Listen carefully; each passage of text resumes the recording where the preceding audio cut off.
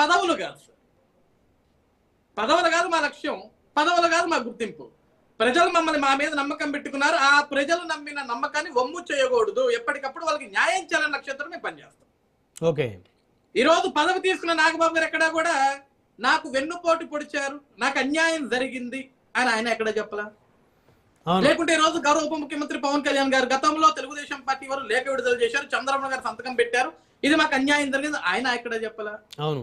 లేకుంటే ఈరోజు జనసేన పార్టీ వ్యక్తులు కావచ్చు, లేకుంటే తెలుగుదేశం పార్టీ వ్యక్తులు కావచ్చు, బీజేపీ పార్టీ వ్యక్తులు కావచ్చు, ఎవరు కూడా ఈ పదవి గురించి హర్షించారు, నాగబాబు గారు కంగ్రాట్స్ తెలియజేశారు, కానీ ఇది అన్యాయం అని ఎక్కడ మేము మాట్లాడట్లేదు కదా. మా కూటమిలో మాకు సంతోషంగా ఉంది కదా. మేము ఎవరికి ఏ పదవి ఇచ్చుకున్నా సరే మేము కదా హ్యాపీగా ఫీల్ అయ్యేది. ఎందుకు మీకెందుకు సార్? ఇప్పుడు రమేష్ గారు దాంట్లో ఒక ఆవేదన ఉంది. రమేష్ గారు ఏమంటారంటే పవన్ కళ్యాణ్ గారు గతంలో వేదిక మీద కుటుంబ పాలన చేయను, నాకు ఇష్టం లేదు అని చెప్పారు అన్నారు. సరే సార్, రాజకీయాల్లో సార్ ఇప్పుడు రాజకీయాల్లో మనం 1.25 లక్ష మాట్లాడుతూ రమేష్ గారు, జగన్మోహన్ రెడ్డి గారు అనేకమైన మాట్లాడారు కదా, అనేక విషయాలు మాట్లాడేటప్పుడు నాయకుడి క్రెడిబిలిటీ అనేది ఉండదండి. అదే సార్, మాట్లాడారు కదా అని చెప్పి రమేష్ గారు వినండి, రమేష్ గారు వినండి వినండి వినండి అదే క్రెడిబిలిటీ ఉండాలి అంటున్నారు కదా మీరు. రమేష్ గారు ఒక నిమిషం, రమేష్ గారు మీ సమయం మీరు మాట్లాడేది మాట్లాడనివ్వండి, 2 నిమిషాలు మాట్లాడనివ్వండి. రమేష్ గారు వినండి ప్లీజ్. క్రెడిబిలిటీ ఉండదు అని మాట్లాడుతున్నారు కదా సార్, క్రెడిబిలిటీ విషయానికి వద్దాం ఫస్ట్. ఇప్పుడు పవన్ కళ్యాణ్ గారు ఒక స్టేట్మెంట్, కుటుంబ పరిపాలన నాకు నచ్చదని చెప్పారు, కానీ నాగబాబు గారికి పదవి ఇవ్వటం నాకు నచ్చలేదు, క్రెడిబిలిటీ లేదు కదా ఆయన మాటలకు అంటున్నారు. సార్ పదవి విషయంలో కుటుంబంలో ఒక వ్యక్తిని తీసుకొస్తే క్రెడిబిలిటీ లేదని విషయాన్ని మీరు మాట్లాడుతున్నారు కదా సార్. రాష్ట్రానికి సంబంధించిన విషయం మాట్లాడుతున్న రమేష్ గారు, మనం రాష్ట్రానికి సంబంధించిన విషయంలో గతంలో జగన్మోహన్ రెడ్డి గారు 2014 to 19 ప్రతిపక్ష నాయకుడిగా ఉన్నప్పుడు ఏదైతే శాసనసభలో ఏదైతే రాష్ట్రానికి రాజధాని అమరావతి కావాలని నిర్ణయం తీసుకున్నప్పుడు, ఎస్ అమరావతికి నా మద్దతు ఉంటుంది, నేను అమరావతిలో ఇల్లు కట్టుకుంటున్నా, చంద్రబాబుకి ఇల్లు కూడా లేదు, నన్ను చూసి 19 చూసి ఓటేయండి అన్నాడు. క్రెడిబిలిటీ ఉన్న నాయకుడు ఆ రోజు పాపం చెప్పాడు, క్రెడిబిలిటీ ఉన్న జగన్మోహన్ రెడ్డి గారు. కానీ 2019లో ఇదే క్రెడిబిలిటీ ఉన్న జగన్మోహన్ రెడ్డి గారు అదే అసెంబ్లీ సాక్షిగా అమరావతి లేదు, తొక్కలేదు, మనకు అసలు అమరావతి జగన్మోహన్ రెడ్డి గారు చెప్పలా. వినండి వినండి వినండి రమేష్ గారు ఆగండి, అమరావతి రాజధాని కాదు అని చెప్పి జగన్మోహన్ రెడ్డి ఉంటుందని చెప్పారు. రమేష్ గారు ఒక నిమిషం ఆగండి సార్. బ్రహ్మనాయుడు గారు క్రెడిబిలిటీ ఉన్న జగన్మోహన్ రెడ్డి గారు 2014 నుంచి 2019 వరకు ప్రతిపక్ష నాయకుడిగా ఉన్నప్పుడు ఓకే అమరావతికి నా మద్దతు ఇల్లు కట్టుకున్నా అన్నాడు. అదే క్రెడిబిలిటీ ఉన్న నాయకుడు 2019 నుంచి 2024 మధ్య అసెంబ్లీలో అమరావతి ఏమీ లేదు, నేను 3 రాజధానులు 3 ఇటుకలు పెడతా, 3 యుద్ధాలు చేస్తా అన్నాడు.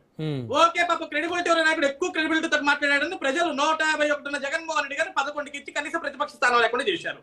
సరే ఇదే క్రెడిబిలిటీ ఉన్న జగన్మోహన్ రెడ్డి మళ్ళీ ఏం చెప్పారు, అమరావతి లేదు, 3 రాజధానులు లేవు, నేను మావిగన్ అన్నాడు.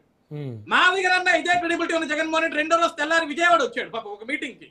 విజయవాడ దేవినేని అవినాష్ గారు వీళ్ళందరూ రోడ్డు మీద కూర్చొని ఒక మీటింగ్ మాట్లాడుతూ ఎవరు చెప్పారండి ఇదంతా, అమరావతి అండి, అమరావతి ఉండాలంటాడు. సో క్రెడిబిలిటీ మ్యాటర్ ఏంటో తెలుసా ఇక్కడ కారుమచ్చి రమేష్ గారు, కుటుంబంలో పదవి ఇచ్చామా, కుటుంబం బయట పదవి ఇచ్చాం, ఈ పదవి వల్ల రాష్ట్రానికి ఏం వస్తుంది ఏం పోతుందో పక్కకి పెడితే క్రెడిబిలిటీ కింద అర్థం ఏంటి, రాష్ట్రం గురించి మనం ఏం మాట్లాడుతున్నది క్రెడిబిలిటీ, రాష్ట్రం కోసం రాజధాని కోసం మనం ఏం మాట్లాడుతున్నాం క్రెడిబిలిటీ. ఒక క్రెడిబిలిటీ ఉండాల్సిన జగన్మోహన్ రెడ్డి 3 సార్లు క్రెడిబిలిటీ తప్పాడు. రేపొద్దునన్నా సరే మళ్ళీ క్రెడిబిలిటీ తోటి ఉంటాడంటే ఉండడు. అమరావతి ఇల్లు కట్టుకుంటాను జగన్మోహన్ రెడ్డి అమరావతి ఇంట్లో అన్నా ఉంటున్నాడు, కనీసం ఉండట్లా, క్రెడిబిలిటీ లేదు కాబట్టి బెంగళూరు ర్యాంక్ ప్యాలెస్ లో పడుకుంటున్నాడు. కాబట్టి క్రెడిబిలిటీ గురించి మీరు మాట్లాడకూడదు. అసలు ఆ క్రెడిబిలిటీ గురించి మాట్లాడే నైతిక విలువలు మీ పార్టీకి లేవు రమేష్ గారు. ఇక coming to the second point Brahmanaidu గారు, నేను ఈరోజు వైసీపీ పార్టీలో ఉన్న పెద్దలకి కావచ్చు, కార్యకర్తలకు కావచ్చు, అందరికి కూడా ఒకటి చెప్తాను, అయ్యా మీరు కూటమి ప్రభుత్వంలో ఎవరికి ఏ పదవి ఇచ్చారు, ఎవరికి ఏమి ఇవ్వలేదు, లేకుంటే ఎవరేం చేసుకుంటున్నారు, ఎవరేం మాట్లాడుకుంటున్నారని మీరు గుండెలు బాధేసుకోమాకండి, మీరు బాధపడమాకండి. కూటమి చాలా అద్భుతంగా కలిసికట్టుగా ఐకమత్యంగా ఉంటాం, రాష్ట్రాన్ని కాపాడుకుంటాం, రాష్ట్రం కోసం పనిచేస్తాం. మీ పార్టీలో ఉన్న లొక్కలు బొక్కలు ఇవన్నీ మీరు చూసుకోండి, మా గురించి మీరు బాధపడద్దు, నా గురించి మీరు ఆలోచించొద్దు. మీరు కోరుకున్నంత వరకు, మీరు కష్టపడినంత విధంగా మేము విడిపోం, మీరు కలిసే ఉంటారు రాష్ట్రం కోసం. మీరు ఆ కోరికలు ఏమి ఉండమాకండి, ఆశలు మీరేమి ఉండమాకండి, మీ పార్టీని కాపాడుకోండి. ఎందుకంటే గతంలో ఏ నోటి భాషతోటి, ఏ నోటి దురుసుతోటి మీరు ప్రభుత్వాన్ని కోల్పోయారు, ఈ రోజు అదే నోటి భాష మళ్ళీ అంబటి రాంబాబు గారి దగ్గర నుంచి అందరూ అవి కంటిన్యూషన్ చేస్తున్నారు కదా. మీరు విధానాలు మార్చుకోండి కారుమచ్చి రమేష్ గారు. ఈ రోజు ఒక విషయంలో నేను మిమ్మల్ని మెచ్చుకుంటాను, ఇదే వేదిక మీద ఈ రోజు ఇదే డిబేట్ లో మీరు ఒక క్రెడిబిలిటీగా ఒక పార్టీ కార్యకర్తగా కావచ్చు, ఒక పార్టీలో అధికార ప్రతినిధి కావచ్చు, మీరు మాట్లాడుతున్నారు సార్ ఒక బాధ్యత గల పార్టీ వ్యక్తిగా. ఆ బాధ్యతని మీ పార్టీలో చాలా మంది మర్చిపోయారు రమేష్ గారు. సో మీ పార్టీకి మేమేమి చెప్పాల్సిన అవసరం లేదు, ఎందుకంటే మీ పార్టీ మీ కర్మ, మీ సిద్ధాంతం. పడేసుకుంటారా, ఉంచుకుంటారా, ప్రజల్లో కాపాడుకుంటారా మాకు సంబంధం లేదు. ఎందుకంటే వైసీపీ పార్టీని ప్రజలు వద్దనుకున్నారు, జీవితంలో రానివ్వరు సార్. ఆ విషయాన్ని గుర్తుపెట్టుకొని మీరు మీ పద్ధతిని మార్చుకోండి సార్. Right right. కొంత కృష్ణాలి గారు ఉన్నారు, వారితో మాట్లాడదాం. రాజకీయ విశ్లేషకులు, సీనియర్ జర్నలిస్ట్ కృష్ణాలి గారు, గుడ్ ఈవినింగ్ అండి. బ్రహ్మనాయుడు గారు నమస్తే. ప్యానల్ మెంబర్స్ అందరికీ నమస్కారం. యథావిధిగానే రాజకీయ పార్టీలకు సంబంధించినటువంటి వాళ్ళందరూ మాట్లాడారు, వాళ్ళు వాదనలు చెప్పారు.